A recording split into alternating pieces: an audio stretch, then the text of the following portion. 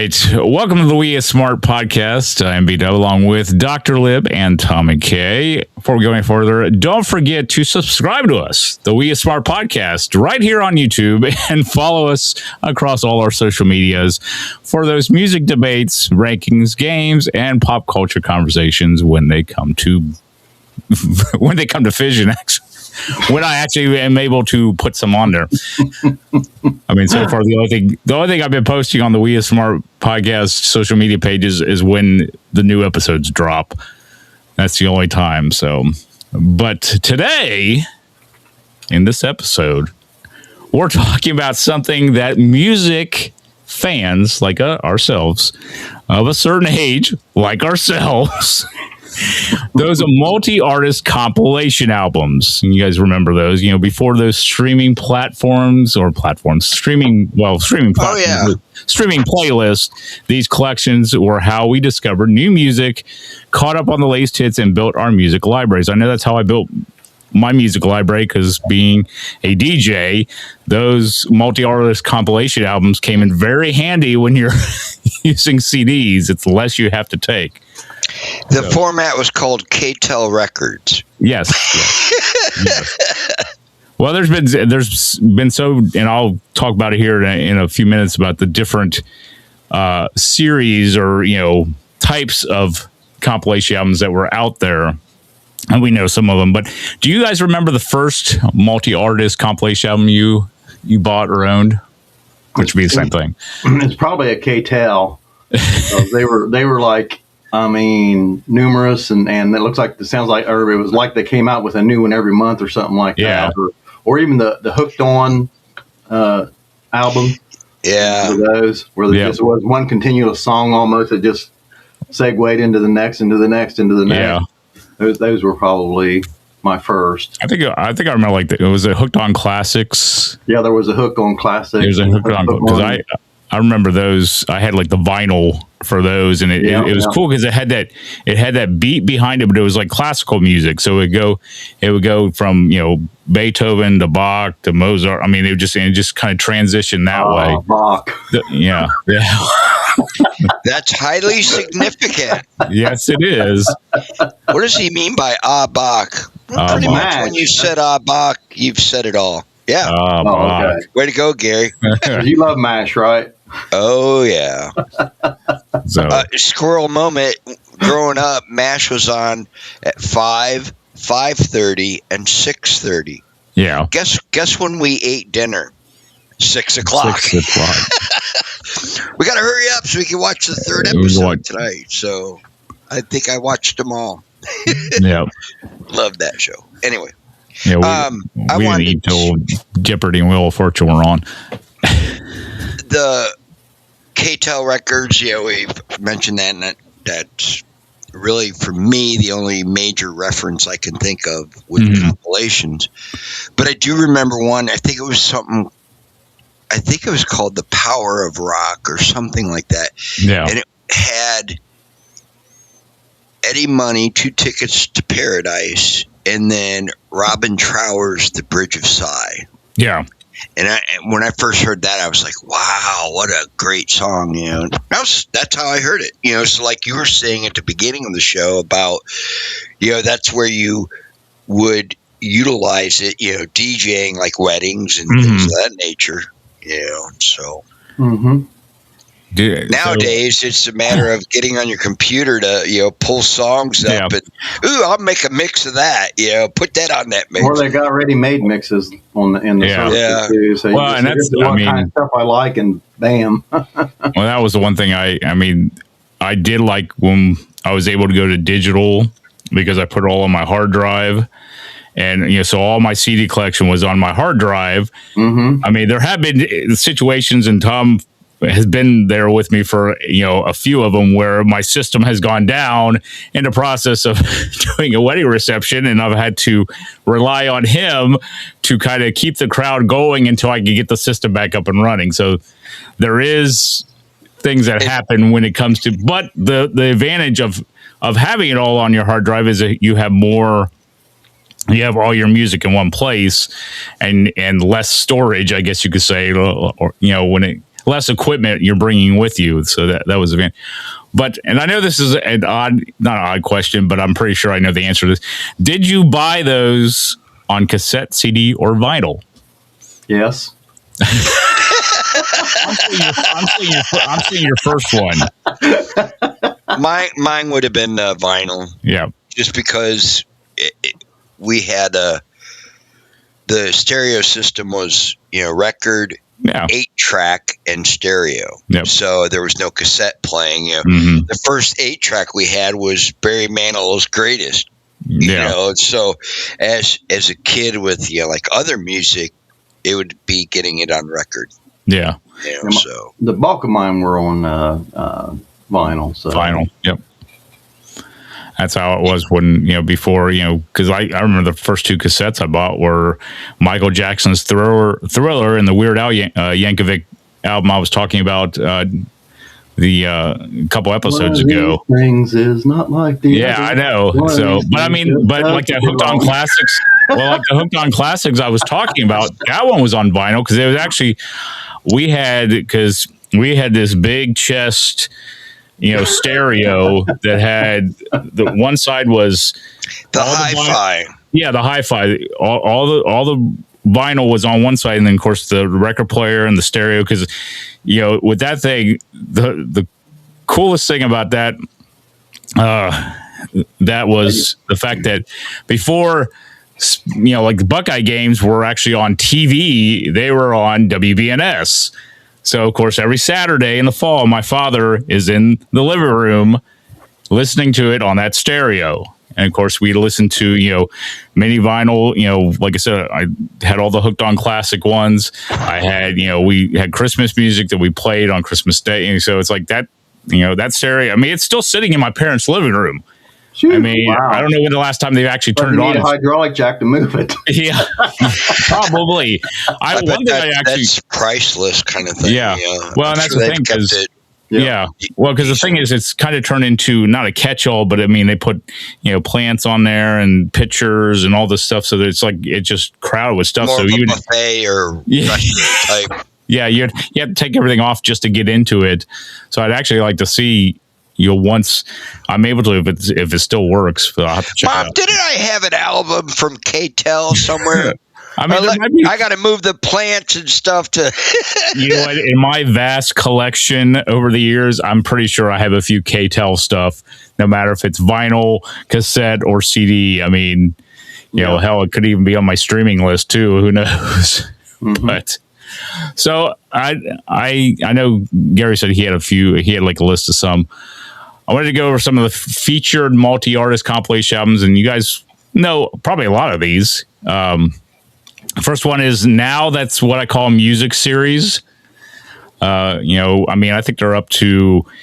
I know the last time I saw they were in like the 90s, like 95 or 96. I mean, I could be wrong. I didn't look at the site, but they've also branched out into. Now that's what I call 80s. Now that's what I call 90s. Now that's what I call crunch. I mean, it's like that series is huge. And it's why it mattered with that series is it's a definite modern hit compilation series. It captures that pop culture moments within that time that it came out. Another one is Billboard's Top Hits series. I don't know if you guys remember that. They take like it's they go year by year or such, and they have like what the top 10 songs were like at the end of the year for that particular year or something like that.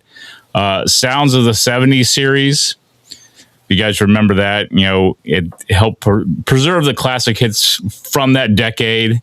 And of course it's pretty much, like I got into it, it introduced me to a lot of 70s music, listening to that as well. Next one I have, which I love this one. I had quite a few of these. Have a Nice Day, super hits of the 70s. It's celebrating those one-hit wonders. That was a polite CD. Yes, it was. But it's celebrating those one-hit wonders and forgotten gems that, you don't think about often. Monster ballads. It captured the power ballad era. I don't know if you guys remember that at all. How could you forget? It's pretty much, it was mainly, 80s, it was for those 80s rock fans and stuff like that. Pure Moods, they had a series. They had Pure Moods 1, 2, and 3. Pure Jazz. I think there were a couple other ones in that one. But next one, totally 80s.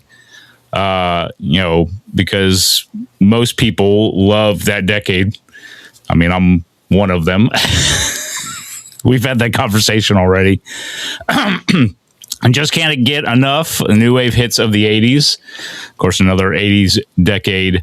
And it pretty much, it kind of introduced a lot of people to new wave music if you hadn't listened to it or didn't know about it. VH1's Behind the Music collections.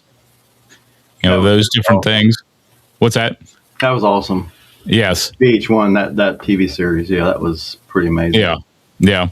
Grammy Nominees series. I remember that one where, every year they have the Grammy nominee songs on there. And, so it's like pretty much showing the snapshot of that year's biggest stage.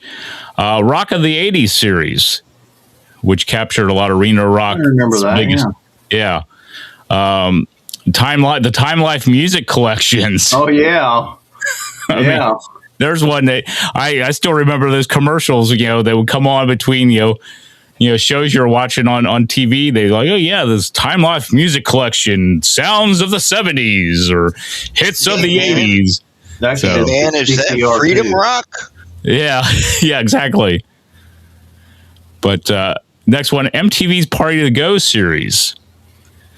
There's a lot when the dance, pretty much Party to Go show came out on MTV. They started, getting a lot of people wanting to know about the songs that were playing during that. So they did that. Jock Jams. I don't know if you guys remember that. That sounds nasty. Well, it was Stadium Anthem. Like Toe Jam or. Toe Jam's on the flip side. Yes. Well, actually, they came out with Jock Rock, so I mean, But it was more like Stadium Anthem collection of music they play in stadiums. Disney's Ultimate Pop Party, which I mean, I don't know if I think they only had that one. It wasn't really a series that I know of, but so the biggest thing I'll let Gary go ahead before I ask my question. Kind of give some of the ones he had on his. Okay. Well, as you remember, we was going to do this topic a while back, and then we had a change of plans. So there was a couple that I already had in my head that I thought of when you first talked about. Now, obviously, the K-Tel, that's kind of a and the one series. I didn't really know any specific ones then, but there was an album that I had way back when, and it was a compilation of artists doing Beatles songs. Yeah, it was called All This in World War II, and it was released in 1976. And I didn't know this at the time when I bought the album. I probably found it at what was the Big Wheel or whatever it was here in town, the Kmart or whatever. But and I thought, oh man, that sounds really cool. But actually, there was a movie that went along with it, to where they showed scenes from World War II and played other artists played Beatles songs for the soundtrack of the movie. Yeah. It was actually a movie soundtrack, but I didn't really know it at the time. But I have a list of some of the songs and some of the artists. Magical Mystery Tour, Ambrosia was one of the artists on there. The Bee Gees, Golden Slumber, I Am the Walrus, Leo Sayer, Brian Ferry did She's Leaving Home. Get Back was Rod Stewart. Let It Be was Leo Sayer again. Yesterday, David Essex, if you remember him. Yeah. You probably guys remember all these people because you're in radio, but I have a harder time. People watching this may not know. Oh, that's true. That's true. She came in through the bathroom window. Another Bee Gees. Four Seasons did We Can Work It Out. Yeah. Trying not to hit on all of these, but there's a ton of them. Bee Gees did a lot on here. Leo Sayer did 3 or 4 other ones. Well, I think they produced it, didn't they? They might have. I didn't. It's up. one farther up on my document. I don't want to go back. Henry Gross did Help. Frankie Valli, A Day in the Life. Tina Turner, Come Together. So, I was a big Beatles fan, and I saw that, and I'm like, wow, that'd be cool. And I think it was, if I'm not mistaken, it was a 2-album set too. Yeah. And, it was really cool. And it really doesn't fit the topic a little bit, because it does in a way, but it doesn't in a way, because it's more of a tribute album. But actually, my second one's a tribute album too, which actually, do I have 3 albums? Yeah, I do. Tribute album, Nativity in Black, which was a tribute album to Black Sabbath. And you had White Zombie did Children of the Grave. Megadeth actually did Paranoid. And Iron Man was done by Ozzy Osbourne on that album, in tribute to himself, I guess. Tribute to himself.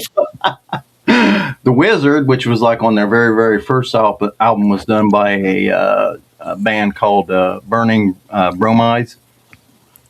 Sabbath Bloody Sabbath was done by Godspeed. And War Pigs, Faith No More. So there was only 12 songs on that, but of course I was a big Black Sabbath fan too, so that was one of the reasons I was drawn to that one. And another one I wasn't really drawn to as much because it was country music, but it's, you guys probably remember this, Common Threads, which was a tribute to the Eagles. Yep. Take It Easy. With Travis Tritt. Travis Tritt, that's got the writers of the songs. You know who wrote the song Take It Easy? Jackson Brown. Yeah, it was Jackson Brown. Because they lived in the same like apartment complex in California. Like he was like their neighbor, either below them or above them, and they would always hear him playing the piano and singing these songs, and that's how they became, friends and stuff, and able to do stuff. Hey, quiet down up there! Yeah. No, knock 3 times on the ceiling. Tony Orlando is not on this list, but what about Clint Black, Alan Jackson, Vince Gill, Trisha Yearwood, Brooks and Dunn.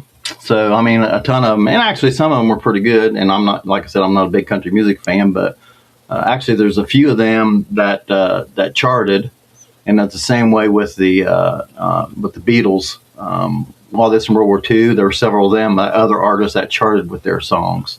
Yeah. Now the next ones are kind of I don't really have a lot of specific songs or anything on them, but I just thought it was interesting. I kind of ran across this website that had kind of these obscure various artist bands from different years, and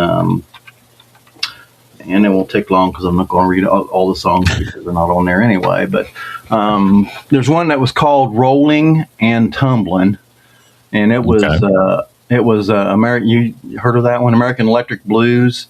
It was. It sounds familiar, but I can't think what it looked. About 1971 is when it come out. It had Johnny Winter, Tina Turner, Lee Hooker. Clarence Clemens. Clarence, wait a minute. I'm taking Brian's spot. Clearwater Revival. Wait a minute. CCR. Wow. Oh, gosh. And there was another one called Jingle Jangle Morning, which was a tribute, actually, album to Bob Dylan. Had the artist Love and Spoonful, Buffalo Springfield. There was some interesting, see if I can see that on here, that I read that there were, I don't think I copied that though. There were like 2,000 plus covers of Bob Dylan songs by different artists throughout the years. And obviously it was even after this, but I thought that was interesting. A whole bunch of different outlets getting together to do them. Motor City is Burning is another anthology with basically artists from Detroit, Tommy James and the Shondells, Grand Funk Railroad, Iggy Pop. Those were some of the artists that were on there. There's one, Shining On, which was a Pink Floyd tribute classic, which had a lot of their big hits, Dark Side of the Moon and others. I wonder if that record will ever be broken, or has it already? I don't think it has, but I'm not sure. Not that I know of. It was like 700 plus weeks. Yeah. On the artist, yeah. Unless Michael Jackson breaks it, I mean, he could be the one that would actually break it, probably. Mm-hmm. With maybe what Thriller. A record, though. I mean, Oh yeah. What an album. Yeah. So there were artists on that one. Rick Wakeman, Todd Rundgren was on that album. Joe Santini was on the album. Malcolm McDowell, the actor, actually sung a song on that album. So I found that interesting too. So I'm getting close to the end of my list. You're fine. There was a one called I Shall Be. Oh, I already did that one. I shall be passing by that one because I already did it. I know that was it. For some reason, I copied the Bob Dylan one down 2 more times. Put them on. It's interesting, Gary, what you said about Bob Dylan songs being covered by so many. Mm-hmm. I forget what, but I always felt All Along the Watchtower by Jimmy was such a great cover of Bob Dylan's classic, you know. And then brings me to mind of Joe Cocker. You know, he did the Beatles with a little help from me friends. Yeah.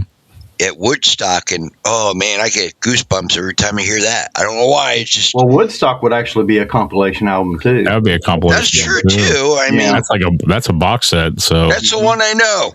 Yeah. I found it though. His songs were covered over more than anybody. 1,500 times. Him and the Beatles, I know, are in that like the top 5 of covered songs. I know the Beatles have been covered many times. Because when we talked about that, when we did the cover songs episode, I think I said that. I think it was the Beatles and Bob Dylan were up there when it comes to that. So I just found that kind of.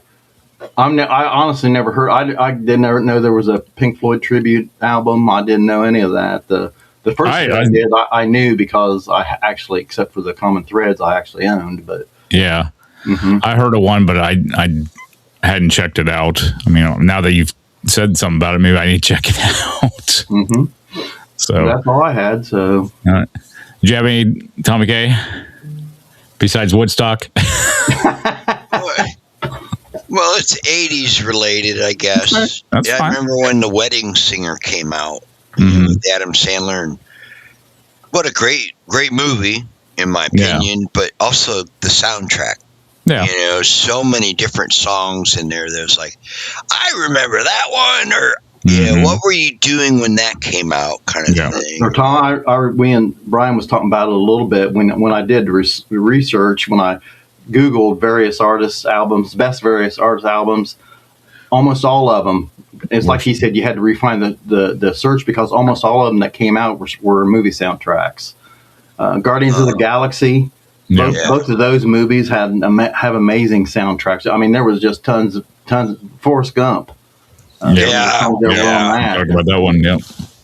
But there's a lot. I mean, that's doing. And even just like when you say Forrest Gump soundtrack, even the instrumental songs or whatever, I think of Last of the Mohicans too. There's something about it, just the tie-in. I mean, what a job that would be. Pick the right song to fit. Blah blah blah. Which reminds me way back. God. Working with the production director at a rock station, Jeff Howe was his name, and boy, he was really good. at production, the multi-tracking and all that.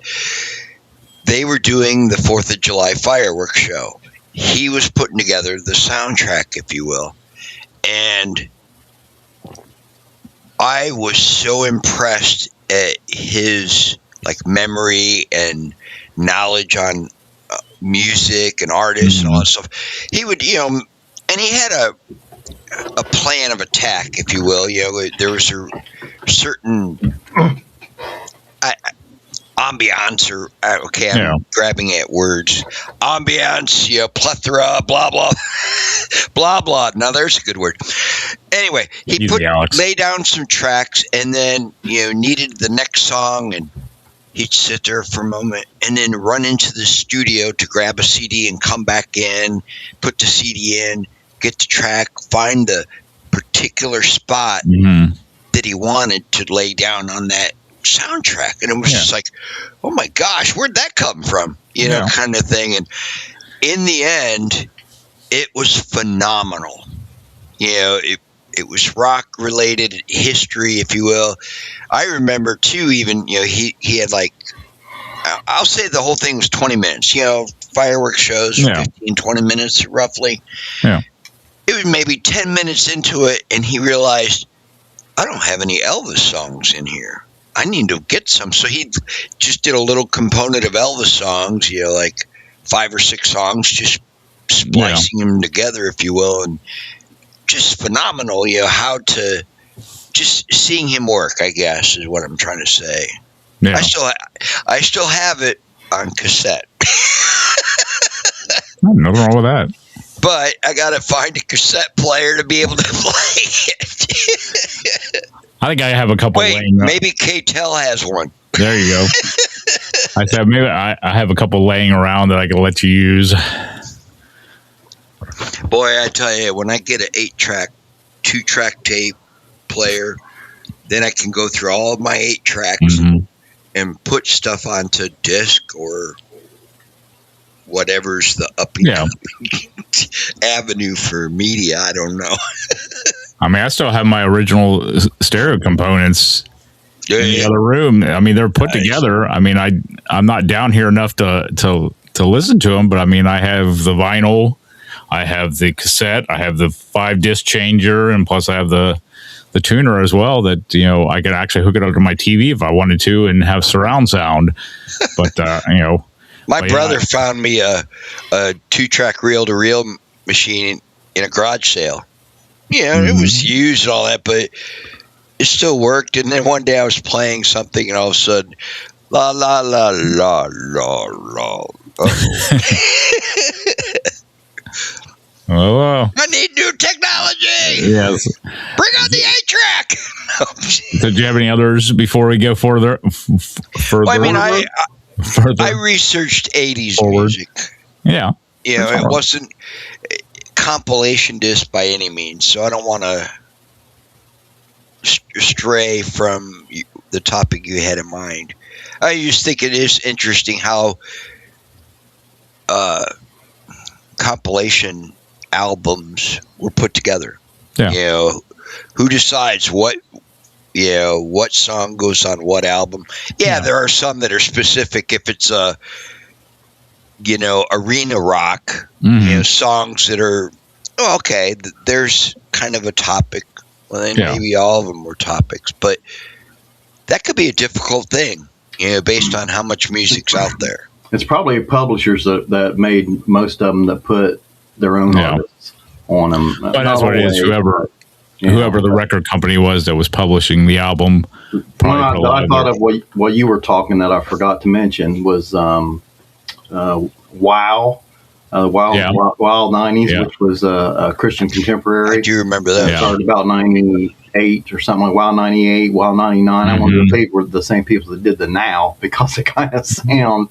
And then, of course, they had the Time Life that were also contemporary Christian, a whole bunch of Christian compilations, too. Hold on to your hats, fellas. What soundtrack company was not good at holding secrets?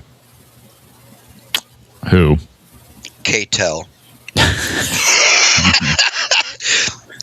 Can't tell. You could write that one down if you want to throw it away. Okay.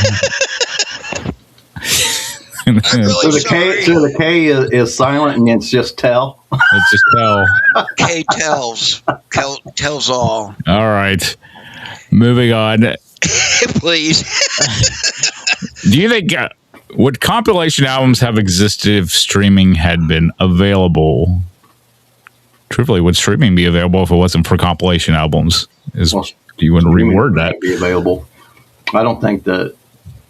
I mean, they still might have come out with some CDs, or I don't know. I can't answer that question. But streaming just makes it so easy because you put your own songs on there. You're not dependent on, as Tom mentioned, somebody else is picking the songs and putting on there for you. And in a lot of cases, because they want you to get a sample of their artist, which is fine. Yeah, like you said, promoting. In a way, that was how we heard other than listening to the radios, that was another means of listening to new artists and so on. But here's my quote unquote philosophy, if you will.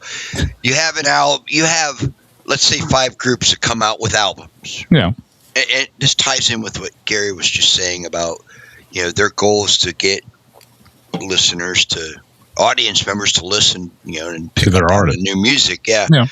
So the compilation disc is kind of, here's the records, here's the compilation. They're not on the same level. It's just hey, let's put this together. And it's not. I would hope that people, again, just my opinion, if you will. And you're allowed for it. When you hear a song, you think, wow, they're really good. I want to investigate more. So then maybe you do buy that album that song is on. Yeah. Kind of thing. I think of. Oh, now I can't even think of the band. Oh my gosh, they sing "Lucky Man." Emerson, Lake and Palmer. No, it's a newer band. No. They're English. Oh my gosh, I'm having a stroke. I can't remember. But anyway, I heard this. One band, The Verve. Okay. The Verve. That's who it is. I heard them. My daughter had introduced me to them or whatever, and I was like, man, I really like these guys. Well, it turns out, and I inquired, looked up, whatever, and they broke up. They've been around for 5-6 years or something like that. I don't even know exactly, but they broke up because they were getting pushback on stuff they were doing. Like they had a song that was a Rolling Stones song that they covered, and royalties were being drawn from it, et cetera. I don't know exactly. I'm not here to form the opinion, but my point is, when I first heard them, I'm like, man, I really dig these guys. I need to look into it more. I would buy the album. I want to see them in concert. You know what I mean? That kind of thing. To stir the pot, I think, is the biggest goal for those compilation discs or albums, to stir the pot for the listeners, to really get them to, that song by Bob Seger's really good. Oh, that song by Robin Trower, that's another good one. There's 2 artists I'm going to investigate on. Maybe go buy their albums. That's there's money. With a lot of the compilation albums, it's introducing you to artists you haven't heard before. That's what a lot of it is. I mean, as I kind of goes back, I know we haven't talked about it yet, but like greatest hits albums, that's so, it's a condensed version of a group's music catalog, of the greatest hits, but it kind of introduces you. It's like, well, I want to see what else is on that album, where that song, what album that song is on. I want to check that album out and see. I mean, so it's the same thing. Those compilations will a lot of times introduce you to artists that you've either forgotten about or have never heard before. So yeah, interesting subject. I don't know if it would, last for very long, or if it even enough to do a whole segment on. But how many double albums that were done by individual artists or bands that were released as double albums that had 2 albums full of new songs and stuff on it? How many of them those really did well? as far as sales and so on and so forth. Like I think of Goodbye Yellow Brick Road, which both of those albums in that part 1 and part 2 are really, really, really good. Mm-hmm. But, at one time, I don't know if I still have it, but the Bee Gees' Greatest Hits. It's a trifold album cover, 2 records, so 4 sides of music. They're good stuff. Yeah. Thus the name Greatest Hits. But you're right, Gary. I think that may be like kind of like the Cal Ripken record of how many games he played. That'll never be broken. So with double albums, I think it seems like nobody will go into down that road to do double albums anymore. Well, obviously they don't anymore because once again you got so much streaming and other stuff like that. Yeah. And how many people? I will still say, long live records. The album covers, the artwork, and all that stuff, and a lot of memories. I mean, that was a great time in our lives where we could actually physically have the record or the CD or the cassette, whatever it was, have the music in our hands and actually look. I mean, you look through the liner notes. A lot of them had the lyric sheets on them, so you sit there and sing along with the songs if you wanted to. I mean, that was a great time. I mean, wrapped up like a douche. Brian, you've been locking up a lot. Your video. Yeah. I don't know if is it for you, Tom? Has he been locking up? Yeah. It's I just thought I'd let you know. Frozen pictures. No, I know it is, but I mean, I'm still hearing both of you and stuff. It'll probably come out at the end. Interestingly, when I did the research on the all this in World War II, it sent me to Amazon. You can still buy the vinyl for $155. Oh my gosh. That's funny. All right, so moving on. I gave you guys a little bit of homework. So I'm going to I can share mine with you. I mean, we can go through them one by one. And I pretty much said if you wanted to help out with this, you could. If you could think of any for each of these categories. The first one is best 70s compilation that, in your mind. I have on here Have a Nice Decade, the 70s pop culture box set. You're probably on your own on this one because all I did was look up I didn't really look up by specific decade or anything. So. Okay. Well, that's fine. I can give you a mine if you want to chime in with any, you can. All right. Tom, did you have any before I go on to the next one? No. Okay. Best 80s compilation that I had, pure 80s. Anybody have anything? I can make one up. Pretty good 80s. I remember that one. Okay. I Googled 80s top songs and got like a playlist of over 145 songs. And I went through it and was like, wow, I forgot. Toto Africa was on there, Gary. I thought of you. Once I saw that, I was like, yeah. Thanks for bringing that up. Yeah. A song that will stick in your head. But anyway, I just want to say earlier, the 80s decade, I think every genre, decade, whatever you want to call it, had its own thing. Yeah. But when the 80s came out, it just seemed like it was so huge. It wasn't just a alternative.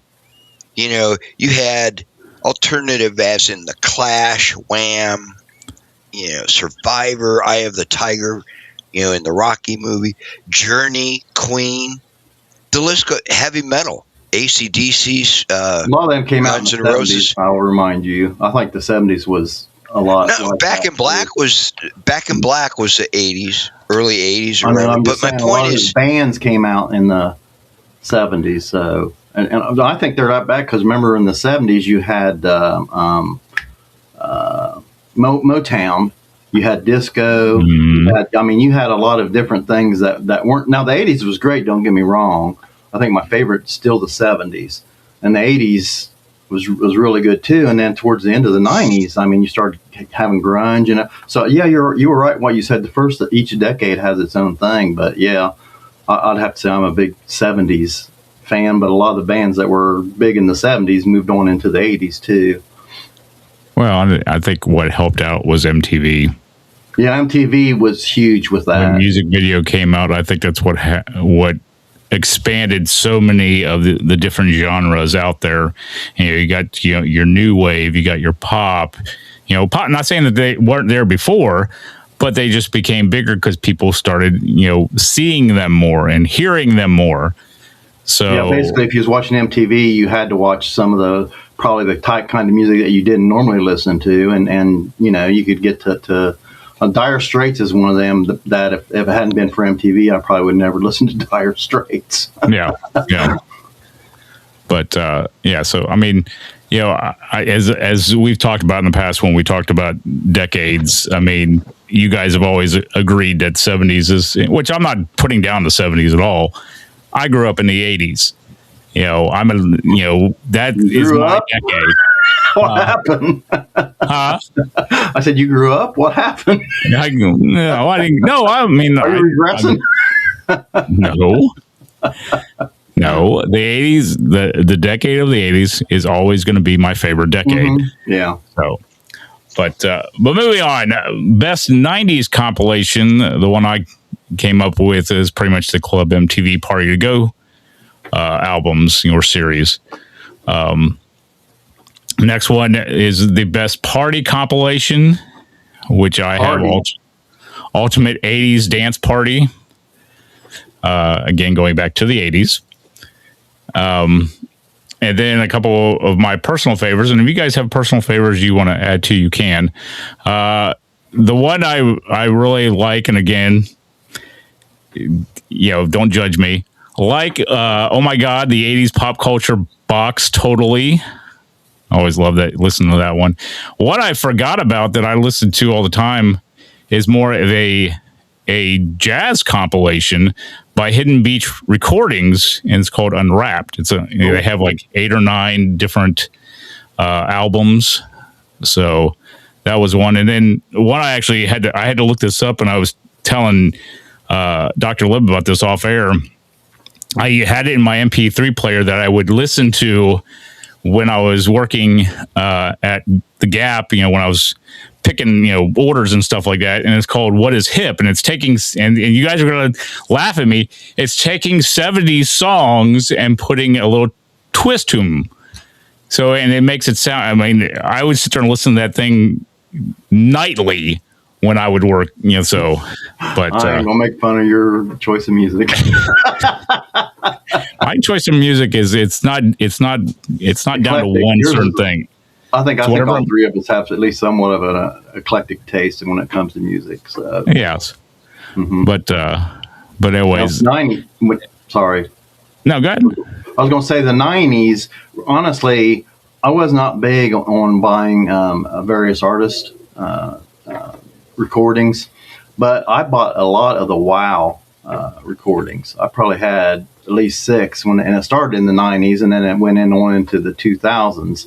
Yeah, I was just real big into listening to contemporary Christian music back then, and this was a way, once again, I could hear people that I didn't hear before. So I would probably have to say that would be my favorite of the '90s, just because they're pretty much the only various artist albums that I really, except for maybe Nativity in Black, I think that might have come out. Is that 2000 or '90s? But anyway, yeah. Cool. Tommy K, got anything? No. No? Okay. All right. Next one. Do you guys have any TV commercial memories? We talked about already about Time Life ads, K-Tel commercials, CD clubs, those late night infomercials. Is there any, that really stand out to you? I know we mentioned a few already. I have a question. What's that? What was the... I forget the name, so that's why I'm asking. What was the name of the avenue or whatever where you could buy records for like a penny? That was Columbia House. Columbia House. Thank you, Columbia House. My brother was big into that, and I slowly caught on to it a little bit. I agree with you. I remember some commercials for, big, hyping the 12 albums for a penny, or 12 cassettes for a penny, and plus you get them in the mail too. You can get them in the mail, and if you didn't tell them you didn't want them, they sent them to you anyway and charge you. Yeah, exactly. And then expect payment for them. Yeah, absolutely. But I was like in junior high when I was in that. I'm like, I don't think they can force me to pay anyway. Yes. Did you have to beg your parents to buy any of those? Huh? Pardon? Did you have to beg your parents to buy any of those? No, because I use my own money. Use your own money? I work mowing yards, raking. I do all that stuff. Yeah. All right. Sounds good. All right. Where should we go from here? Let's see what else I got here. I think I'm about it. I do remember a lot of the K-Tel and the Hook on Phonics. Hooked on Phonics. Hooked on whatever, hooked on the 70s, hooked on whatever. I remember those because they had like really hyped. It was like that was back in the days of anybody remember Ron Popeil and Pocket Fisherman? And all them Ron Popeil type of commercial would come on, and they'd have these fantastic gadgets that you had to have, and kind like Ronco. Yeah, like Ronco, exactly. And a lot of the K-Tel and Hooked On commercials were a lot like those. So that was pretty funny. All right. One final question for you guys. If you could only keep one multi-artist compilation album for the rest of your life, which one would it be and why? I know there's a lot out there, so I know it's tough because I don't know if I could actually choose one. Well, I would pick All This in World War II because they're all Beatles songs, and I love Beatles songs, so that'd probably be the one. I mean, they're not their original songs, like some of the ones that you were talking about, but yeah. I'd probably pick that one. Okay. Tommy K, can you think of? Like I said, I don't really know or have or familiar with a lot of compilation albums. Let me help you out a little bit. What's a little bird on Snoopy? Woodstock. Woodstock. Yeah. Well, there too, though. I mean that. Oh, that would be a great one to maintain or whatever. Just to listen to. I think that would be a good one to listen to. Yeah, it would. I do remember, now that you say that, Gary, even in that compilation, they have the announcements included. Like Alan Faye. Oh, that's cool. Kind of thing. So, but the pop or the category, several of them sounded familiar, kind of thing for me. But answering your question, B-Dub, other than the Woodstock answer, I just think of that album that I had with Robin Trower, Eddie Money, and I forget who else, but it was only like you said Power Rock. Did you say it was Power Rock or something? Or no, it was like that was one of Brian Power Ballads. No, I just remember the album was kind of an olive green, and then it was like a square logo or whatever, and then said, whatever of rock, Power of Rock, maybe, I don't know. I believe it was K-Tel Records, but my point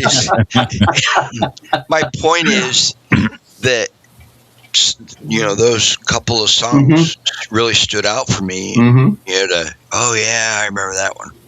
Yep. So that's all I got. Okay. I mean, that's fine. Like I said, I try to pick one. I don't know if I could, if I had probably your to. Hip hop one, your 70s hip hop one, or whatever. My 70s hip. Whatever one you talked about, you listened to at work. Oh, the What Is Hip one? Yeah. I mean, like I listened to that one a lot. I mean, I'd probably go with the one I did in my, personal, which was the 80s pop culture box set, because that's like I think it was like 6 or 7 discs. Yeah, box sets kind of took over various other kind of things anyway, as we started getting into compact discs and stuff. Yeah, and technically each decade, and I don't know who made that one, but I know they made a 70s one. I think they made a 90s one. I think they even made a 60s one too. It went like 60s, 70s, 80s, and 90s. I have to look up what who brought it out, but they it was really big because I think I had all of them, or I may still have all of them. But that would probably be one that I would do. So, all right, anything else before we get out of here? You need to do a compilation album of our greatest hits. Of our greatest hits from both shows. I'll make sure I put. Can you get like three? Probably find at least 3 of them. I'll make sure I put Dr. Liv is doing Chewbacca. Yeah. All right, we got nothing else. Again, don't forget to subscribe to the We Are Smart podcast right here on YouTube. And again, I'm trying to get us out there even more